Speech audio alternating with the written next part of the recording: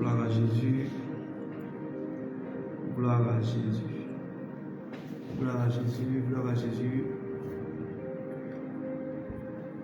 Gloire à Jésus. Gloire à Jésus. Mon frère, ma soeur, je te salue dans le nom puissant de notre Seigneur Jésus-Christ. Et donc, nous sommes là aujourd'hui encore autour de la parole de Dieu. Bienvenue, je suis le frère Valérie Quadio. Et en ce jour du 30 mai 2025, nous voulons partager avec vous la suite de l'enseignement que nous avons débuté avant-hier au sujet de l'argent. L'argent selon la Bible. Donc, que dit Dieu au sujet de l'argent? Et donc, c'est un enseignement que le Seigneur a mis sur notre cœur.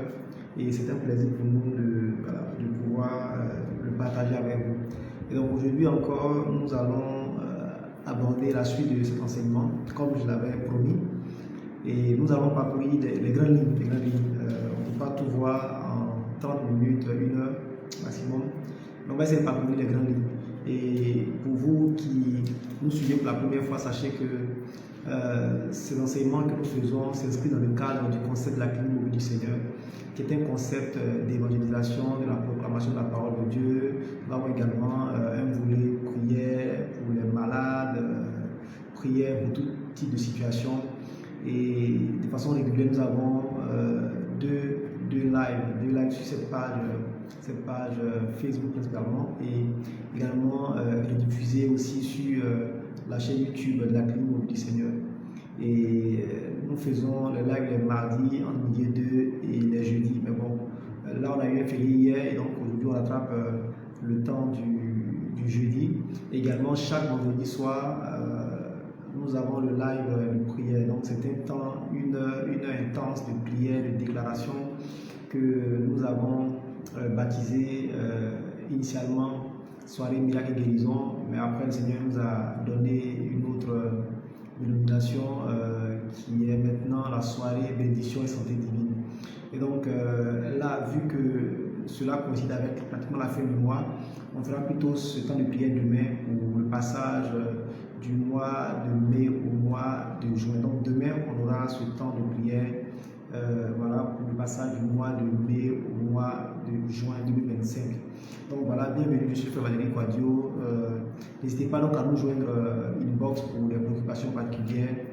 Et voilà, on sera le plaisir de vous accompagner sur des sujets. N'hésitez pas.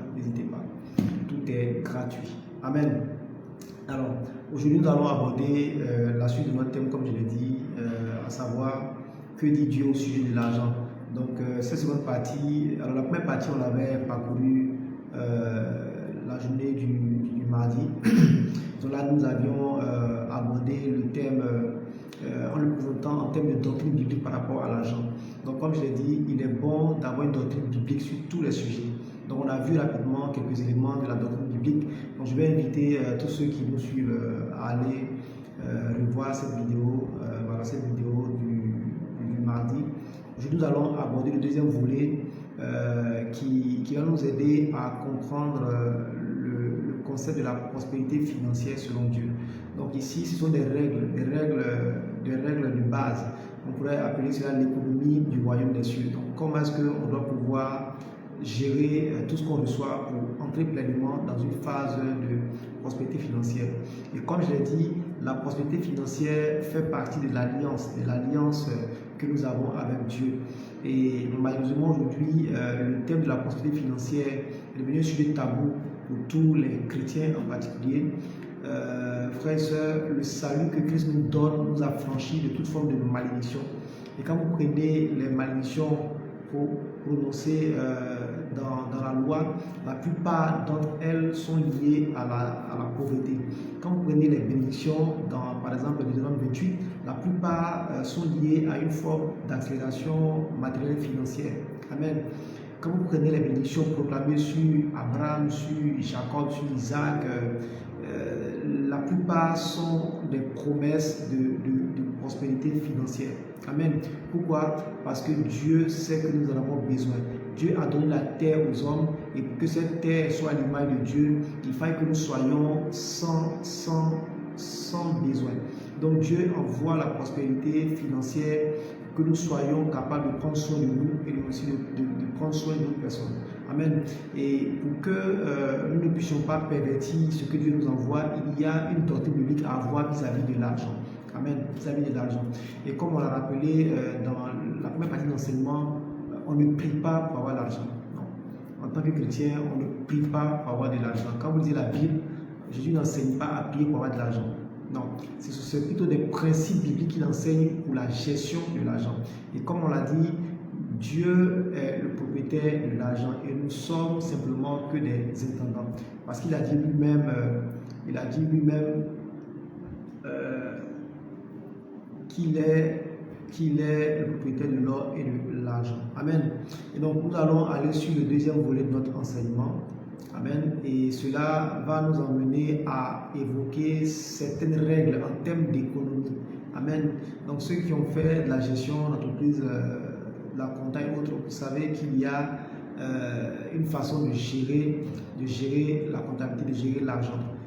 Donc en matière biblique, il y a aussi ce qu'on appelle l'économie du royaume qui répond à des principes. Donc si vous voulez entrer dans une phase d'abondance matérielle et financière, il y a des principes, il y a des lois spirituelles à connaître en termes de gestion financière.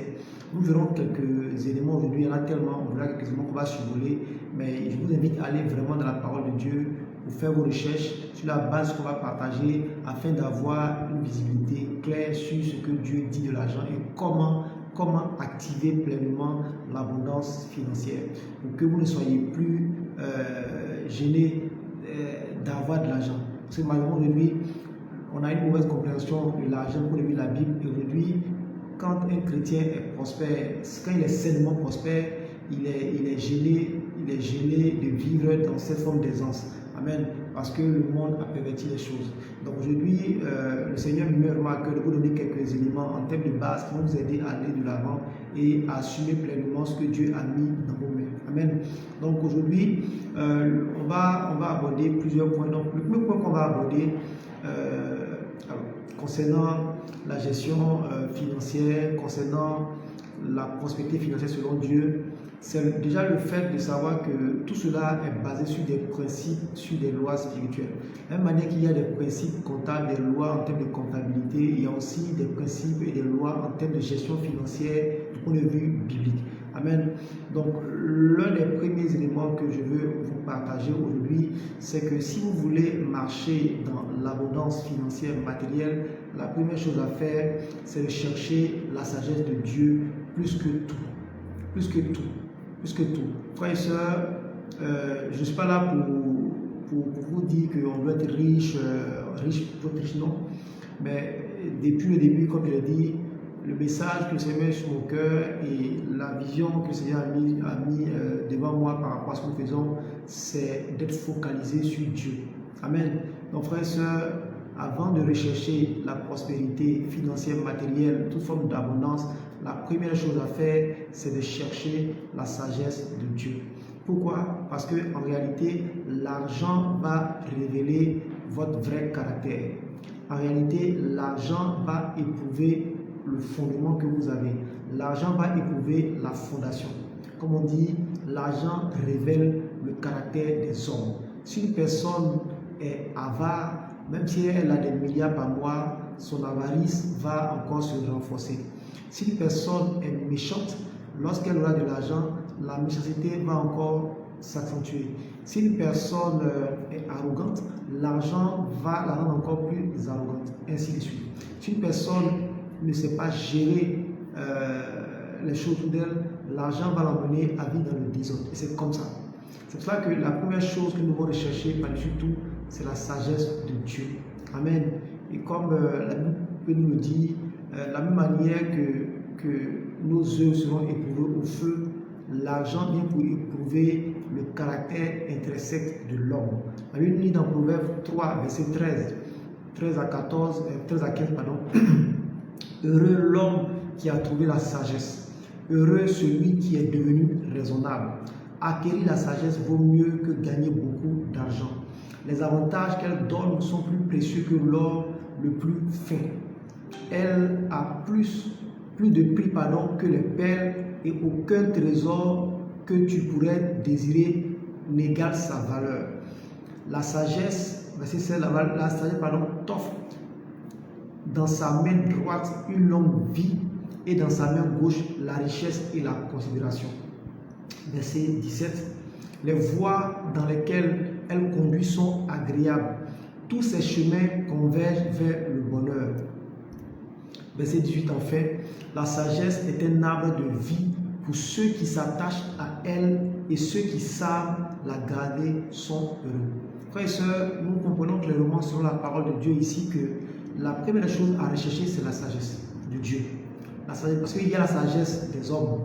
Il y a la sagesse des hommes, il y a plein de sagesse, mais il y a la sagesse de Dieu qui est au-delà de toute chose. La Bible nous dit clairement ici, dans le passage de Proverbe 3, verset 13 à 18, comme il dit, que nous devons rechercher la sagesse plus que tout. Parce que si nous la trouvons, nous sommes heureux. Nous sommes heureux.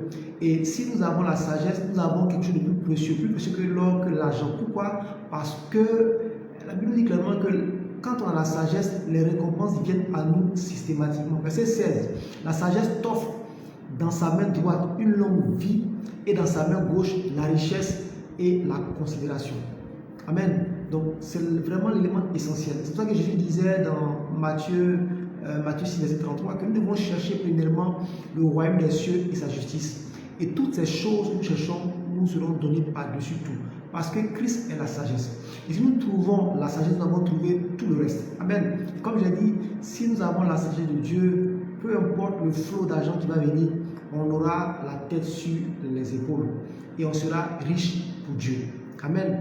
Parce que comme on l'a dit, Dieu veut qu'on soit riche pour que son nom soit glorifié. Pour que les gens sachent que Dieu est capable de l'élever et que Dieu est capable de façonner le caractère de l'homme pour qu'il soit quelqu'un qui marche dans l'amour, qui marche dans la bonté, qui marche dans la grâce, dans la sagesse, dans l'intégrité. Et voilà pourquoi Dieu veut qu'on soit riche. Dieu veut qu'on soit riche pour qu'on soit une source de bénédiction pour les autres. Amen. Deuxième loi que je veux te partager en termes d'économie du royaume, en termes de gestion financière, pour accéder vraiment à ce niveau d'abondance, pour garder ce que Dieu a mis dans vos mains, c'est la loi de l'intendance. Amen. Très important. On ne doit jamais oublier que Dieu est le vrai propriétaire de tout ce que nous avons. C'est ça. Donc, deuxième chose que je vous partage, c'est la loi de l'intendance. La loi de l'intendance. Se souvenir que Dieu est le propriétaire de tout ce que nous avons. Amen. Et le Seigneur pouvait dire dans Luc 12, verset 48, il dit, là c'est la parabole du maître qui revient, qui avait confié des talents à ses collaborateurs et qui revient, voilà, et qui finalement fait le point avec ses collaborateurs, donc plutôt quelqu'un qui a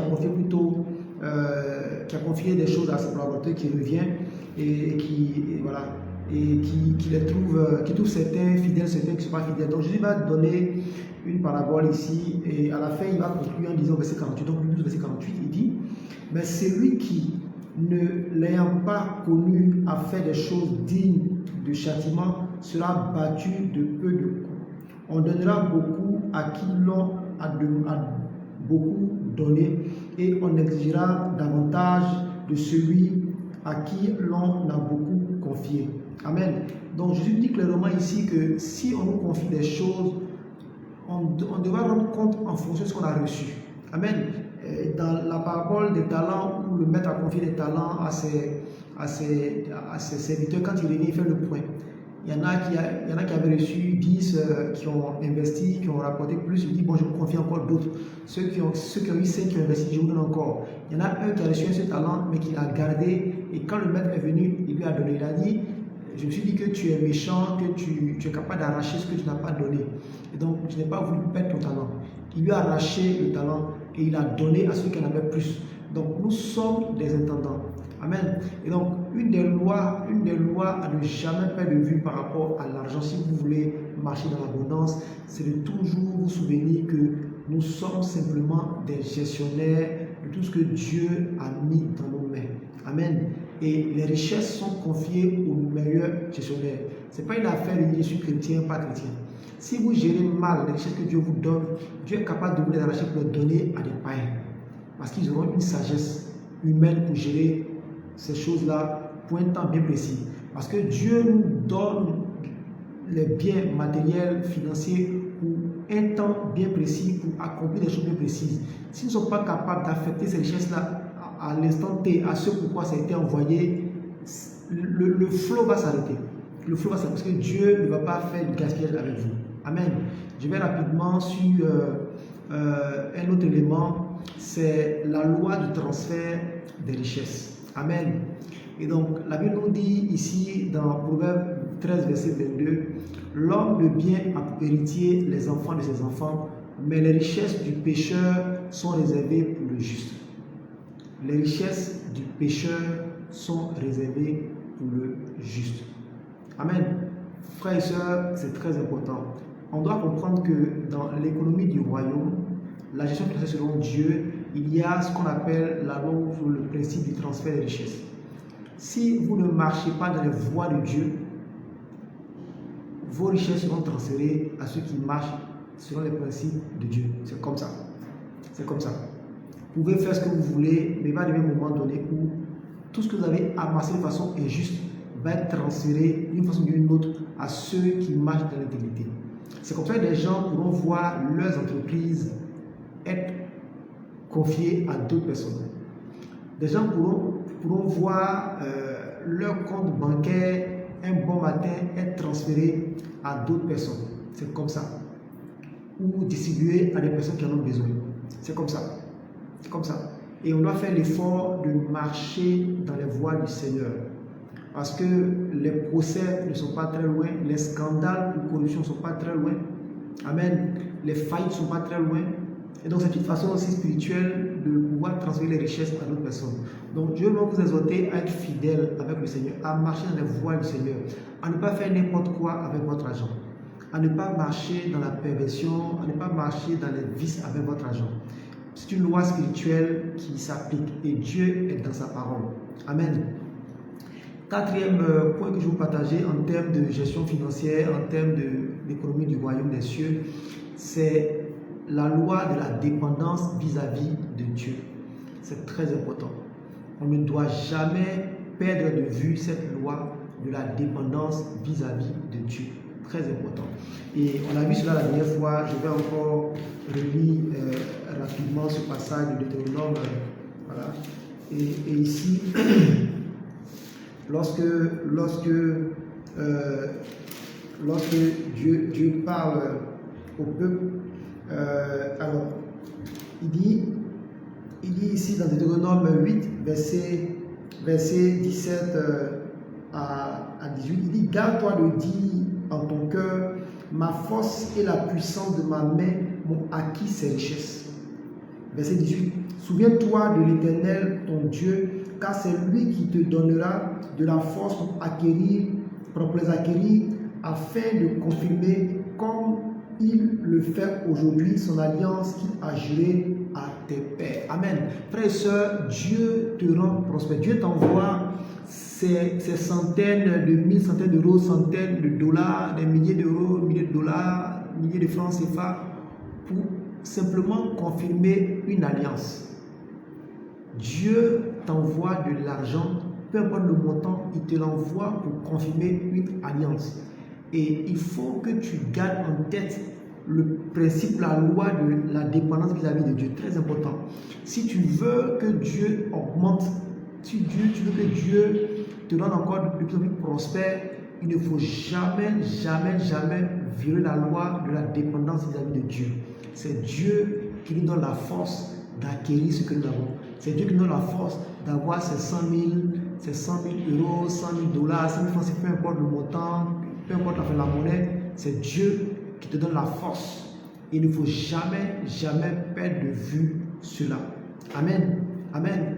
Et autre loi que je vais encore te partager, si tu veux marcher dans l'abondance financière, dans la création financière, si tu veux être en phase avec les principes bibliques en termes de prospérité financière, c'est la loi de l'attraction de l'argent. Il y a une loi de l'attraction de l'argent qu'il ne faut jamais, jamais, jamais violer. Et c'est simplement le travail diligent. Amen. Cette loi, elle est universelle. Si tu veux être dans l'abondance, frères et sœurs, il faut travailler. Dieu ne va pas faire descendre de l'argent dans ta maison, à moins que tu sois vraiment dans une phase. Il y a eu des miracles comme ça, où les gens ont reçu de l'argent de façon naturelle sur leur compte, voilà, et tout. Mais Dieu va toujours passer par tes mains pour te rendre prospère. Il dit, je bénirai l'œuvre de tes mains, je te rendrai prospère. Tout ce que tes mains toucheront, je bénirai cela. Amen. La loi de l'attraction de l'argent, c'est la loi de l'argent. C'est la seule loi qui attire l'argent. Pour le physique, la loi de l'attraction de l'argent, c'est le travail, et pas n'importe quel travail, le travail diligent. Frères et sœurs, si nous nous contentons de faire notre travail comme nous voulons, nous ne pouvons pas espérer entrer dans une phase de prospérité financière. La loi de l'attraction de l'argent, simplement le travail diligent. Et je veux te montrer aujourd'hui, du point de vue de la Bible, le sens du travail. Pourquoi nous travaillons? Pourquoi nous travaillons? Je vous lis cela dans Éphésiens 4, verset 28, qui nous dit que le voleur cesse de dérober, qu'il se donne plutôt de la peine et travaille honnêtement de ses mains pour qu'il ait de quoi secourir ceux qui sont dans le besoin. Frères et sœurs, nous ne travaillons pas pour nous enrichir. Nous ne travaillons pas pour acheter de grosses maisons. Nous ne travaillons pas pour avoir de grosses voitures. Nous travaillons premièrement pour avoir de quoi venir en aide à ceux qui sont dans le besoin. Et c'est pour cela que quand Dieu vous apporte de l'argent par votre travail, quand Dieu vous fait venir de l'argent, n'oubliez jamais que dans la somme que vous avez entre vos mains, peu importe le montant, il y a toujours une part dedans que Dieu a déposée et qui doit servir à faire du bien autour de vous. Même si c'est 100 francs CFA, si c'est 100, si c'est 10 euros, si c'est 10 dollars, peu importe la monnaie, il y a toujours une petite partie que Dieu met dedans. Et c'est parce qu'il veut faire du bien à une personne qu'il favorise le salaire, le revenu que tu as. Et cela nous amène à ne jamais oublier que nous sommes des canaux de bénédiction. Des canaux de bénédiction. Dans 2 Corinthiens 8, on l'a vu la dernière fois, on nous dit clairement que Dieu, je lis ça rapidement, que Dieu nous donne de quoi subvenir à nos propres besoins. Je vous lis le passage. 2 Corinthiens 9. Il dit, et Dieu peut vous combler, 2 Corinthiens 9, verset 8 plutôt, et Dieu peut vous combler de toutes sortes de grâces, afin que possédant toujours en toutes sortes de quoi satisfaire à vos besoins, vous ayez encore en abondance pour toute bonne œuvre. Alors, si vous avez cette vision de l'utilité de l'argent, cela va permettre à Dieu d'ouvrir davantage de portes. Cela va faire de vous un gros tuyau où Dieu envoie encore plus. Dites-vous que ce que je reçois, c'est parce que Dieu veut bénir des gens au travers de ma vie. Et donc Dieu fera en sorte que vous en ayez pour vos besoins, mais pour que vous en ayez surtout pour faire du bien aux autres. Et donc c'est la loi, toujours la loi de l'attraction de l'argent qui est le travail diligent. Et donc nous travaillons pour que les gens soient bénis au travers de nos vies. Amen. Et ici, quand on parle du travail diligent, Proverbe 21, c'est nous dit, les projets de l'homme diligent ne mènent qu'à l'abondance, mais celui qui agit avec précipitation n'arrive qu'à la disette. Le travail diligent, c'est un travail qui est fait de façon planifiée, où on ne perd pas le temps, pas parce qu'on est pressé, mais on fait les choses dans la mesure. On fait les choses bien, correctement et dans les délais. C'est ça le travail diligent. Rendre bien les choses dans les bons délais, c'est à ce que votre employeur, votre client soit satisfait. Amen. Et c'est cela. On doit apprendre, frères et sœurs, à travailler correctement et de façon diligente. Si nous disons que nous sommes chrétiens et que nous arrivons au travail, que nous ouvrons notre Bible de 7h à 18h et que tous les dossiers sont en retard, nous sommes en train de commettre quelque chose de grave. Nous ne sommes pas dignes de Dieu. Dieu veut des gens qui travaillent de façon diligente. Et c'est comme cela qu'il pourra augmenter. Je travaille de façon lapidaire, je suis paresseux, nonchalant, c'est toujours moi qui ai aussi en retard et je me plains du fait que je ne sois pas augmenté. Pourquoi? Parce que je suis chrétien, je veux qu'on m'augmente. Non, non. Le travail diligent. La loi de l'attraction de l'argent, c'est le travail diligent. Sur cette terre des hommes ici, c'est le travail diligent qui va vous emmener à augmenter vos revenus, à accroître vos revenus. C'est comme ça. Amen. Je vous partage un autre point, donc 5e point que je vous partage en termes de loi et principes pour l'économie du royaume, c'est de connaître, comprendre et appliquer les principes spirituels en matière d'offrande. Pardon, en matière d'offrande. Voici une chose dans laquelle malheureusement nous sommes soit ignorants ou nous faisons de la résistance. L'offrande. Même ceux qui sont dans les choses spirituelles, on peut souvent apprendre qu'une personne à aller sacrifier même des hommes. Des gens ont enterré des hommes vivants. Des gens ont immolé des bœufs. On s'en plaint, non, il a fait le sacrifice, c'est pour ça que son commerce marche. Alors, il y a des principes spirituels en termes d'offrande biblique, en termes d'offrande, que le monde des ténèbres a travesti, que le monde des ténèbres a imité. Et donc, si nous qui sommes croyants, nous sommes convaincus que le monde des ténèbres arrive à enrichir les personnes par l'application de certains principes en termes d'offrande, de sacrifices et autres, cela signifie que si nous appliquons les principes bibliques en termes d'offrande qui sont les principes originels, cela nous donne plus de bénéfices. Mais malheureusement, nous sommes dans la résistance, dans la rébellion, nous sommes dans la contestation des principes bibliques en termes d'offrande et cela nous met en retard et on marche dans l'envie, on marche dans la convoitise, on marche dans la médisance et on est même souvent tenté de rejoindre l'autre camp pour espérer avoir de l'argent. Et c'est dommage. Et comme je l'ai dit, il faut connaître, comprendre et appliquer les principes bibliques en termes d'offrande. Je vous donne quelques éléments basés sur la parole de Dieu. Alors, il y a une distinction à faire. Alors, lorsqu'on parle d'offrande, j'aime bien dire que comprendre le principe des offrandes, c'est de mettre la bonne semence dans la bonne terre. Amen. C'est mettre la bonne semence dans la bonne terre. Si vous allez planter du maïs dans une terre qui n'est pas profonde, ne vous attendez pas à avoir des résultats durables. Ainsi de suite. Donc, chaque culture a une terre propice. Amen. Et donc, on doit aussi connaître les types d'offrandes et savoir que chaque type d'offrande a un rôle bien défini, un rôle spirituel bien défini, est un élément déclencheur bien précis selon la parole de Dieu. Amen. Et donc,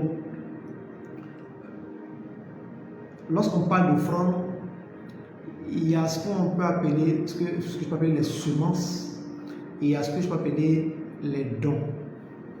Amen. Les dons.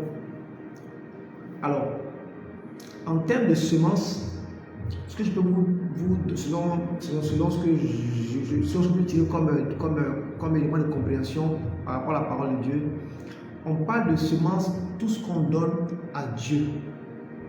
Amen. Tout ce qu'on donne à Dieu. Et on parlera de dons, tout ce qu'on donne directement à des hommes pour subvenir à leurs propres besoins. À leurs propres besoins. Ok? Donc je dis ce qu'on donne à Dieu. Mais on donne à Dieu. Comment ça va qu'on donne à Dieu? On donne à Dieu lorsqu'on le donne dans le cadre de l'Église. Ok? Dans le cadre de l'Église. On donne à Dieu lorsqu'on le fait dans le cadre d'un ministère qui œuvre pour tout ce qui est évangélisation et ainsi de suite. Lorsqu'on le donne pour soutenir en fait une de ces gens-là, lorsqu'on donne cette somme d'argent ou on donne ce bien ou notre talent, ça peut aussi la somme de notre talent, lorsqu'on fait cela pour participer à un projet dans le cadre d'un ministère ou de l'église. Amen. Lorsqu'on donne quelque chose à une personne en raison de son appel ou de son statut d'homme de Dieu. Ok? Parce que je peux venir donner de l'argent, je dis bon, homme de Dieu, tiens, je donne ça pour payer ton carburant, tout ça. Ou alors je le vois sur le marché, il dit bon, je donne telle chose. Ok? C'est différent de dire je viens honorer l'onction qui est sur ta vie. Ou alors Dieu m'a mis à cœur par exemple de te donner ma dîme. Est-ce qu'on se comprend? Voilà, parce que la dîme, elle est pour Dieu, pas pour l'homme. Mais on va arriver tout à l'heure sur ce point. Donc tout ce qu'on va donner dans le cadre de l'église pour soutenir une œuvre, tout ce qu'on donne à Dieu via un projet, tout ce qu'on va donner à Dieu via son serviteur parce qu'on vient subvenir à ses besoins par rapport à ce que la Bible nous demande de faire. Amen. Tout ce qu'on va le faire de cette façon-là, par rapport à son statut d'homme de Dieu, okay? Par rapport à son statut d'homme de Dieu, tout cela va entrer dans le cadre d'une semence. Le don, c'est tout ce qui est fait en dehors de ce cadre-là. Amen. Donc, le don, c'est ce que je vais faire pour quelqu'un qui n'est pas un homme de Dieu. Je peux le faire pour un homme de Dieu, mais je le fais parce que j'ai envie de le faire, c'est un homme, ainsi de suite. Mais je ne lie pas cela à son statut d'homme de Dieu, c'est de Dieu. Okay. Donc, souvent, je le dis parce que souvent on a des confusions sur certaines choses. Donc, pour aller dans les détails, en termes d'offrande, on nous parle de la dîme. Amen. Alors, la dîme n'est plus obligatoire avec le sacrifice de Jésus-Christ. On est d'accord? La dîme n'est plus obligatoire. Mais il y a un avantage à garder et à pratiquer le principe de la dîme. Amen. Alors, comme je l'ai déjà expliqué à plusieurs reprises ici, la seule chose qui change avec la loi, c'est la façon dont Dieu punit les péchés. Amen. Lorsqu'on ne marche pas selon les commandements et toutes les lois données dans l'Ancien Testament, Dieu ne nous impute plus de faute. Ça veut dire quoi? Dans l'Ancien Testament, on imposait de payer la dîme. Et si on ne payait pas la dîme, il y avait des conséquences. Alors, Jésus-Christ s'est offert lui-même comme le sacrifice ultime. Donc, Christ, du point de vue de la loi, a payé pour nos fautes, mais également s'est offert lui-même comme un sacrifice perpétuel. Et donc, du point de vue spirituel, ta dîme est payée. Ok? Et donc, si tu ne payes pas ta dîme, il n'y a pas de conséquences pour toi par rapport à Dieu. On est d'accord? Par contre, tous les bénéfices liés aux lois spirituelles demeurent. Amen. Donc, tous les bénéfices liés aux lois spirituelles demeurent, mais toutes les conséquences liées à la violation de ces lois ont été portées sur Jésus. Donc, on n'est plus puni parce qu'on ne paye pas notre dîme, mais on bénéficie des mêmes avantages si on paye la dîme. Amen. Donc, il faut que ce soit bien clair. Et donc, je vous exhorte à lire Hébreux chapitre 8 à 10 pour comprendre un peu encore l'avantage même qu'on a, en fait, je veux dire, le symbole même le plus important encore qu'on a en étant chrétien de payer la dîme. Donc, mais comme je le dis, la conséquence de ne pas payer la dîme n'existe plus, mais l'avantage demeure parce que Dieu ne se répand pas de ses dons. Donc il y a un gros avantage à payer la dîme. Et donc tout ce qui avait été donné comme avantage par rapport à la dîme demeure. Et donc en tout cas, je vous exhorte à payer vos dîmes. Je vous exhorte à le faire parce que les avantages sont encore là. Et la dîme, quand on lit la parole, c'est 10% de nos revenus, de tous nos revenus. Amen. Et alors, la dîme, ce n'est pas ce qu'on va donner à Dieu, ce n'est pas 10% du reste après avoir levé mon loyer, ma facture, tout ça. C'est 10% de tous tes revenus. Donc, ton salaire, tes revenus. Quelqu'un peut te donner de l'argent, ça rentre dans tes revenus. Tu peux recevoir les bénéfices d'un investissement, ce sont tes revenus. Et donc, tout ce qui rentre de façon brute dans notre main, tout ce qui rentre dans notre compte bancaire en termes de... qui devait rentrer. Parce que même s'il y a plus de prêts, j'avais un salaire net par exemple qui devait rentrer. Ma dîme est calculée sur ce montant. Je vous l'explique parce qu'il ne faut pas qu'on fasse des calculs pour réduire l'impact en fait. Amen. Et je vous recommande vivement de payer votre dîme dès que vous recevez vos revenus. Très important. Très important. Il faut payer systématiquement la dîme. Peu importe le montant que vous recevez, il faut payer systématiquement la dîme. C'est très important. Pourquoi?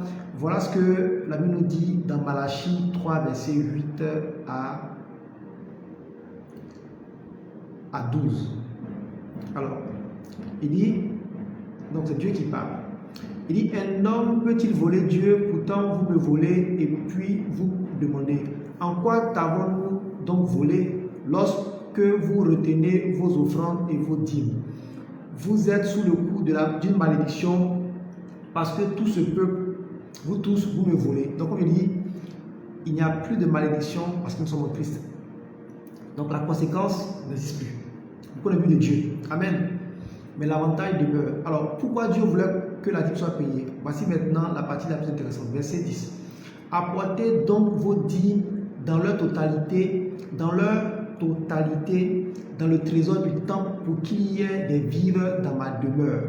Donc, la dîme est pour Dieu. La dîme n'est pas pour un homme. La dîme n'est pas, on ne donne pas la dîme pour un homme. On donne la dîme à un homme parce qu'on veut la donner à Dieu.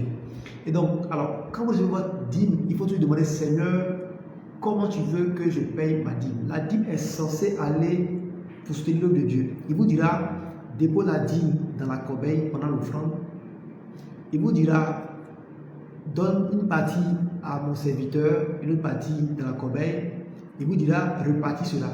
Demandez toujours à Dieu comment est-ce que vous devez payer votre dîme. Mais la dîme va premièrement là où vous êtes nourris. Frères et sœurs, votre dîme doit aller premièrement dans votre église.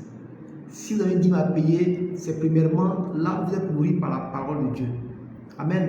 Maintenant, si vous pensez que là, vous n'êtes pas nourris par la parole de Dieu, dans ce cas, changez l'église. Mais la dîme, c'est premièrement pour aller là où vous êtes nourris par la parole de Dieu. Amen. Ça, c'est très important. Très important. À moins que Dieu vous mette à cœur de la porter à quelqu'un d'une façon particulière. Mais la dîme n'est pas un moyen de corruption des hommes de Dieu. Dieu vous mettre à cœur de donner la dîme directement à un serviteur de Dieu. Il peut vous le mettre à cœur parce qu'il y a un besoin. Parce qu'il dit que c'est pour apporter de la nourriture dans sa maison. Et donc le serviteur peut avoir un besoin particulier. Et Dieu peut vous dire, donne à mon serviteur. Amen. Mais la dîme n'est pas un moyen de corruption des hommes de Dieu. Frères et sœurs, arrêtez cela. Aujourd'hui, les gens vont prendre leur dîme et courir après les hommes de Dieu. Et ça devient maintenant leur papa spirituel. C'est-à-dire, tu es obligé de décocher la coup de fil qui t'appelle à 23h, à 2h du matin. Non, ce n'est pas ça le rôle de la dîme. La dîme n'est pas faite pour ça. La dîme n'est pas faite pour ouvrir des portes. Non, il y a d'autres types d'offrandes que vous pouvez faire. Mais la dîme, premièrement, elle est pour Dieu. Et on donne la dîme là où Dieu dit de donner. Quand moi je reçois mon salaire, par exemple ici au cabinet, ou quand je reçois l'argent, peu importe le moyen, j'enlève toujours une partie. Et ça va directement. Tu dis, Seigneur, je fais quoi avec? On va te dire, mets dans la corbeille pendant les offrandes, ainsi de suite. Et un autre truc que je veux vous dire, frères et sœurs, arrêtez de faire de la pub autour de votre dîme. C'est pas toujours qu'il faut aller donner la dîme directement, alors oui, pour savoir que vous avez envoyé une grosse enveloppe. Non, la dîme est pour Dieu. Votre Père qui est qui est dans le lieu secret sait ce que vous avez apporté. Et tout ce que vous avez fait vous sera récompensé. C'est comme ça. Et donc, il y a des gens qui cherchent des places dans l'église, des places de prestige, parce qu'ils apportent les plus grosses dîmes. Et vous savez, le cœur de l'homme est souvent attiré par les choses charnelles. Et vous pouvez faire chuter vos hommes de Dieu à cause de cela. Amen. Il faut faire attention. Attention, la dîme n'est pas un moyen de manipulation. Donc, on apporte la dîme. La dîme, je dis, c'est la Bible 10%. Mais on peut apporter une dîme qui va donner 10%, selon ce que Dieu vous met à cœur. Amen. Donc, tout ce qu'on va apporter, 10% qu'on prélève de tous nos revenus, qu'on apporte à la maison de Dieu, soit dans la corbeille, soit directement à l'homme de Dieu qui vous a dit de faire, très important, soit en apportant à un ministère, ainsi de suite. Mais, comme je dis, dans la plupart du temps, Dieu va vous emmener à donner votre dîme là où vous êtes nourri par la parole. Et si vous êtes connecté en ligne, que vous suivez de façon régulière un homme de Dieu, bon, ça c'est autre chose. Mais il est bon d'avoir une communauté. Amen. Donc ça c'est le cas de la dîme. Donc il dit, quels sont les avantages? Apportez donc vos dîmes dans leur totalité. Donc dans leur totalité. Même si on me fait un transfert d'argent, je prends ma dîme et je verse. Même si c'est 100 francs CFA. Alors, il dit de cette façon-là, mettez-moi à l'épreuve, déclare l'Éternel, le Seigneur des armées célestes. Il dit, donc Dieu dit que apporter sa dîme, c'est de le mettre à l'épreuve. Dieu vous lance en fait un défi. Il vous dit, apportez-moi vos dîmes, vous verrez ce que je vais faire. Amen. Il dit, alors vous verrez bien si de mon côté, je n'ouvre pas pour vous les écluses des cieux et ne vous compare avec surabondance de ma bénédiction. Dieu te dit, mon frère, ma soeur, que quand tu lui donnes ta dîme, tu le mets au défi. Il dit, en d'autres termes, défie-moi. Défie-moi. Et tu verras si moi, qui suis l'Éternel, si je suis de mon côté, je n'ouvre pas pour toi les écluses, les fenêtres des cieux, et que je ne te comble pas de surabondance de ma bénédiction. Je vous disais qu'il y a un gros bénéfice à payer encore la dîme. Amen. Très important. Sortez de tout ce qu'on vous fait croire, non, si tu ne peux pas la dîme, ça. Non, il n'y a pas de malédiction si tu ne peux pas la dîme. Mais il y a un gros avantage. Tous les avantages de la loi demeurent. Amen. Et la dîme, non seulement va vous permettre de mettre Dieu au défi, mais Dieu, qu'est-ce qu'il fait? Il va ouvrir pour vous les fenêtres du ciel pour apporter la surabondance de bénédiction. Mais qu'est-ce qu'il fait? La dîme va être maintenant un moyen de sécurisation de vos finances. Voici les deux avantages. Premier avantage, Dieu va ouvrir les cieux pour nous. Deuxième avantage, la dîme permet de sécuriser nos finances. Frères et sœurs, tu peux faire d'autres types d'offrandes, donner aux veuves, aux orphelins, aux pauvres, ainsi de suite, donner beaucoup dans la corbeille sans payer ta dîme. Tes finances sont exposées aux dévoreurs. Voici la vraie information.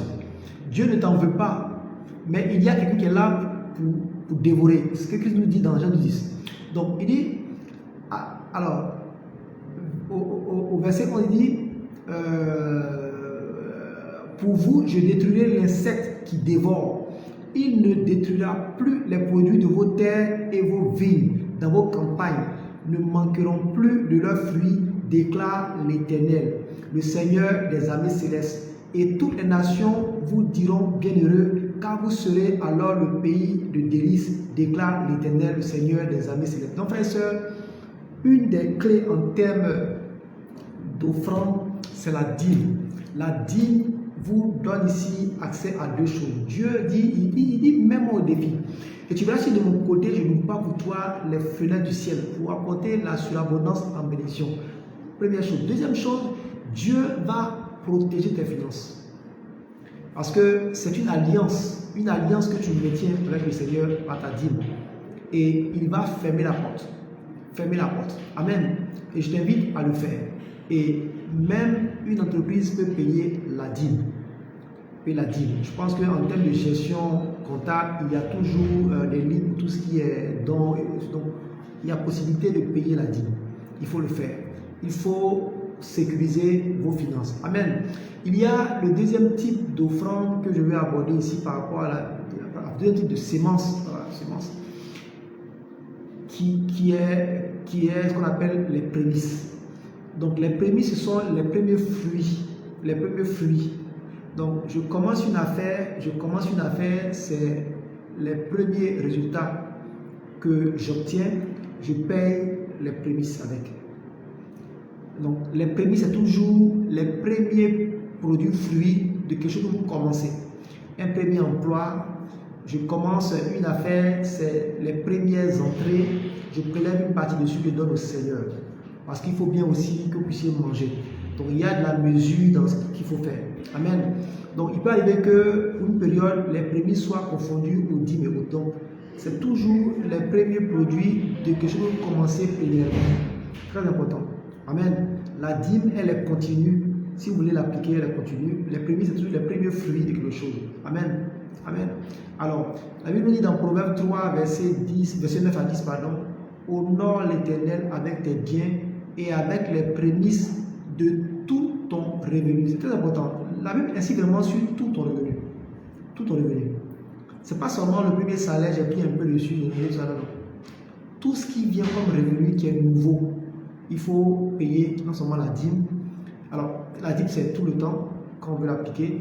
Et les prémices, lorsqu'on a une nouvelle source d'entrée, on paye les prémices. J'ai une nouvelle affaire qui démarre dans tel domaine, je dois payer les prémices. Si je veux pratiquer cette loi, très important. Amen. Et donc, pourquoi il faut le faire? Verset 10. Alors tes greniers seront remplis d'abondance et tes cuves regorgeront de l'eau. Frères et sœurs, voici comment on prospère. Voici comment on prospère. Voici comment on prospère. On travaille de façon diligente, mais il y a d'autres lois qu'il faut appliquer. Les prémices. Prémices. Premier business, première entrée qui est nouvelle dans ce que je fais. Prémices. Prémices. La dîme, tout le temps sur tous mes revenus. Très important. Amen. Troisième type d'offrande que je veux aborder, c'est l'aumône. Donc l'aumône rentre un peu dans ce qu'on peut appeler les dons et ce que vous voulez autres. L'aumône, en fait, c'est ce qu'on donne aux nécessiteux. Aux nécessiteux. Amen. Et donc, les gens font très souvent cela en occultant les autres. En fin d'année, on va apporter de l'argent pour qu'on achète des vêtements, qu'on donne à des personnes, etc.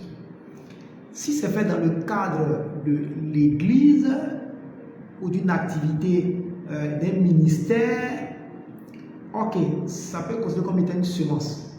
Parce qu'on sollicite des semences pour soutenir l'œuvre. Et dans l'œuvre, il y a un volet qualitatif. Ok. Mais si c'est le fait de se rassembler en fin d'année ou de façon de parler, je donnais un sac de riz, tout ça, on est sorti de la semence, on est purement dans du don. Dans du don. Amen. Et cela a aussi son avantage. La Bible dit dans Proverbe 19, 17, celui qui a pitié du pauvre prête à l'Éternel, qui lui rendra selon son œuvre. Vous voyez? Donc, si on est dans le cadre de tous les jours, lorsqu'on fait un prêt, il y a toujours un taux d'intérêt. Et donc, vous ne pourrez pas avoir au-delà de ce taux qui a été convenu. Même s'il ne faut pas donner des prêts avec intérêt. C'est le principe biblique. Si on veut faire des prêts, on fait un prêt à une personne sans vraiment intérêt. Okay? C'est vraiment le principe biblique. Ou alors, on donne, et puis bon, on donne une partie, et puis bon, on laisse la personne se débrouiller. Et donc, si on reste dans le cadre des aumônes, donner des vêtements, de l'argent pour acheter des sacs et tout ça, on est dans l'aumône et la percée ne sera pas pareille en fait. Si on pratiquait les autres si on, en fait, la percée qu'on aura en faisant l'aumône ne sera pas comparable à si on ajoutait à cela les semences qu'on a vues. Prémices, dîmes, et on verra d'autres types de semences. Donc tout ce qui est fait dans l'œuvre du Seigneur rentre dans le cadre des semences. Ce qui est fait en dehors de l'œuvre, on a des amis, on va acheter des vêtements, ça des riz, on donne de l'argent, tout ça, à des vœux, à des orphelins, à des pauvres, on est dans le monde pur. Et on dit, c'est comme si on prêtait à Dieu. Donc vous voyez un peu, voilà, ce qui peut se passer. Amen. Et il y a le dernier point que je vais aborder concernant tout ce qui est offrande et autres. En termes de semences, il y a tout ce qui est offrande qu'on peut faire durant les cultes.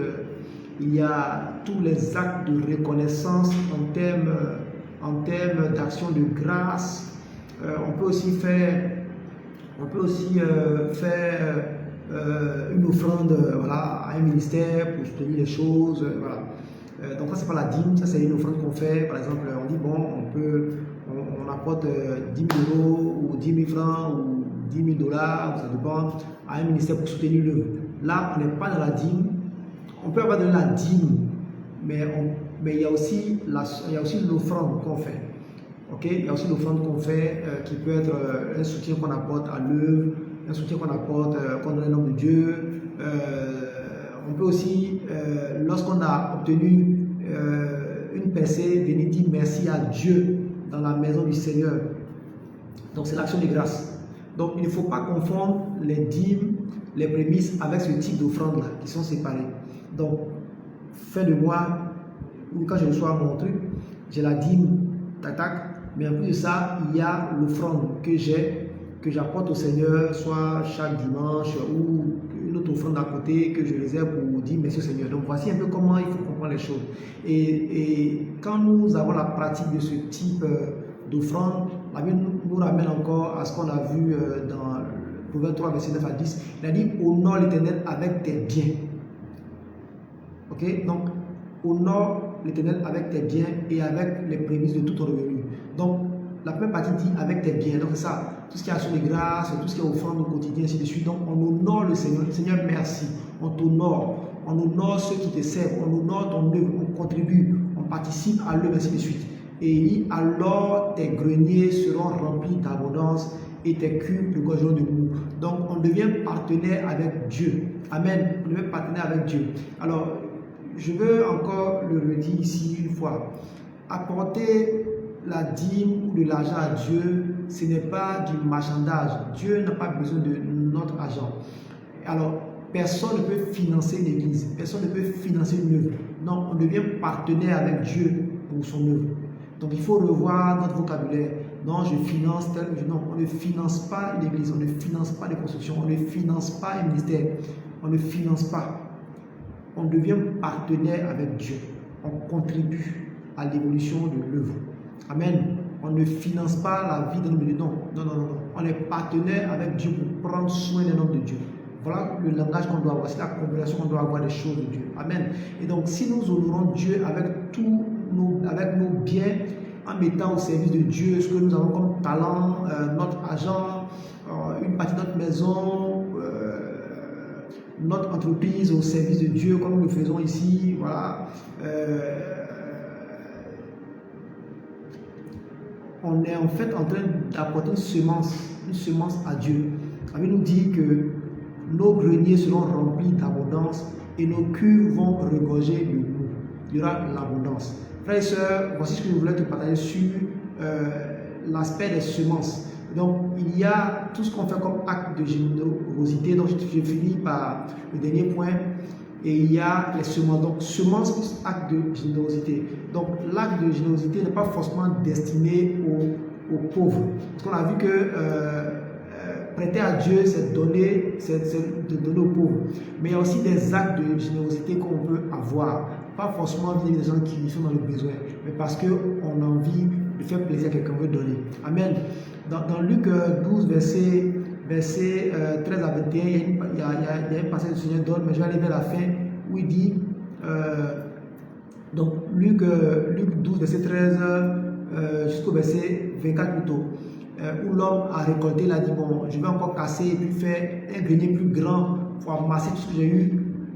Dieu va lui parler et va lui dire que dès ce soir, ta vie te sera retranchée. Et à la fin, Jésus dit, plutôt verset 21, Jésus dit, voilà quelle est la situation de celui qui amasse des trésors pour lui-même et qui n'est pas riche pour Dieu. Amen. Voilà. Donc, Dieu a décidé d'enlever l'âme de cet homme. Au verset 19, il dit, et je dirai à mon âme, tu as beaucoup de biens en réserve pour de nombreuses années. Repose-toi, mange, bois et réjouis-toi. Mais Dieu lui dit, verset 20, homme dépourvu de sens, cette nuit même, ton âme te sera redemandée, et ce que tu as préparé, pour qui cela sera-t-il? Voilà quelle est la situation de celui qui amasse des trésors pour lui-même et qui n'est pas riche pour Dieu. Frères et sœurs, ne soyons pas riches pour nous-mêmes. On doit être généreux. Il faut qu'on donne. On doit savoir donner aux gens. Pas forcément les gens qui sont dans le besoin, mais on doit savoir donner. On peut décider de faire plaisir des gens, donner aux gens. Et quand on nous demande, quand on peut, on donne ce qui est dans la mesure du possible. Proverbe 11, verset 24. Tel qui donne libéralement devient riche, plus riche. Et tel qui épargne à l'excès ne fait que s'appauvrir. Dans l'économie du royaume, quand on donne, on s'enrichit. Mais quand on garde, on s'appauvrit. Amen. Je veux finir sur ce dernier point, cette dernière loi ou dernier principe selon le cas en termes d'économie du royaume, en termes de gestion financière biblique, c'est la marche dans l'intégrité. Frères et sœurs, la marche dans l'intégrité. Frères et sœurs, la marche dans l'intégrité. L'intégrité a beaucoup d'avantages. Mais je vais me limiter à seulement 2 points. On aura un enseignement sur l'intégrité, mais je vais me limiter à ces 2 points. Proverbe 13, verset 22. L'homme de bien a pour héritier les enfants de ses enfants, mais les richesses du pécheur sont réservées pour le juste. L'homme de bien a pour héritier les enfants de ses enfants, mais les richesses du pécheur sont réservées pour le juste. Frères et sœurs, nous voulons être riches, pourquoi? Pour faire du bien de nous, mais pour aussi garder de l'argent, garder des biens pour donner un héritage à notre postérité, à nos enfants. Frères et sœurs, et pour cela, nous devons marcher dans l'intégrité. Si nous marchons dans l'intégrité, la Bible nous dit clairement que si nous marchons dans l'intégrité, nous évitons tout ce qui est vol, corruption, toutes ces choses bizarres qu'on peut voir. Nous garantissons un héritage pour les enfants de nos enfants. Imaginez que ce que vous allez amasser maintenant, en marchant selon les principes qu'on a partagés, en étant riche pour Dieu, cela va garantir à vos petits-enfants d'être encore dans l'abondance. Pourquoi? Parce que vous avez été riche pour Dieu. Amen. L'homme de bien a pour héritier les enfants de ses enfants. Par contre, si nous marchons au-delà des voies du Seigneur, que nous voulons marcher dans la corruption, mais les richesses du pécheur sont réservées pour le juste, les choses seront transférées. Et aujourd'hui, sur cette terre, on peut voir ces cas qui sont concrets pour nous, qui doivent nous parler. Amen. Et donc voici, frères et sœurs, ce que je voulais te partager. Il y a plein de lois spirituelles, plein de principes en termes d'économie financière, en termes de prospérité pour nous emmener à l'accélération, à la croissance spirituelle, à la croissance matérielle, financière également. Mais ces points que je t'ai partagés aujourd'hui, si tu les appliques, tu vas voir un début. Tu verras un début.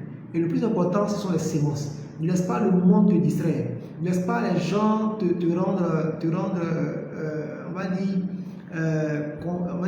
contestataire de la parole de Dieu.